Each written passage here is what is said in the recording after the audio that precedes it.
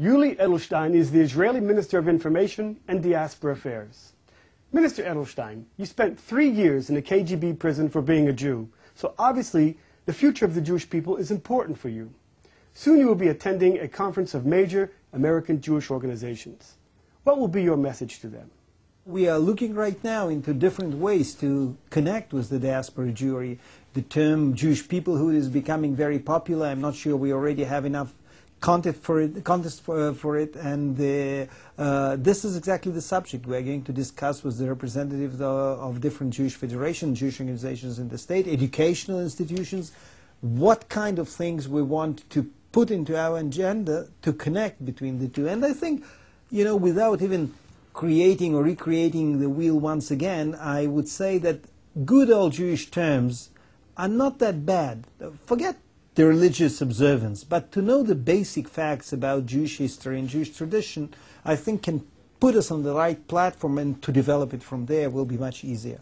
Israel has a lousy image abroad. What efforts is your ministry making to improve this image and to help those who support Israel? Our kids, they go to the campuses, as one of them said to me, I think he was from Mexico, he said to me, it's like sending soldiers to the battle without any ammunition.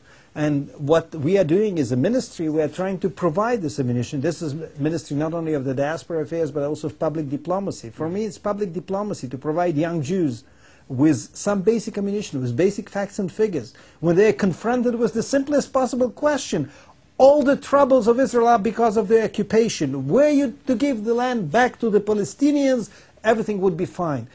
You know, they should at least know that the Organization for Liberation of Palestine was created in '64, when there was no Israeli occupation. What exactly were they going to liberate?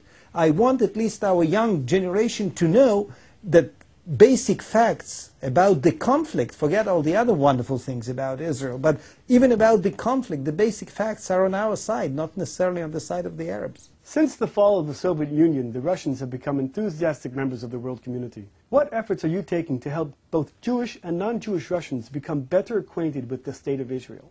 We are having next year here in Jerusalem the World Congress of Russian Language Media from all over the world. My ministry, together with the Foreign Ministry and Ministry of Tourism, Ministry of Trade, we are all co-sponsoring this event, and I think that the potential is wonderful. We are talking about hundreds of people that will either immediately write things about Israel that will be, I hope, slightly different from the daily reports that people are getting, or at least, if not in terms of immediate writing, they will have the true picture about this country, and it will go to millions of Russians living outside Russia these days. Israeli children have very little knowledge about the Jewish diaspora. They learn about the Holocaust, about dead Jews. They don't learn about living Jews. What are you doing to help improve the image and the knowledge about the Jewish diaspora today for Israeli children? I speak to Jews in the diaspora and say, hey, you have to be connected to Israel, you have to learn about Israel. It's not true what you see on the TV. By the same token, I have to speak to Israelis and say, hey, diaspora Jews are not just for donating money to this or that cultural center or kindergarten in this country.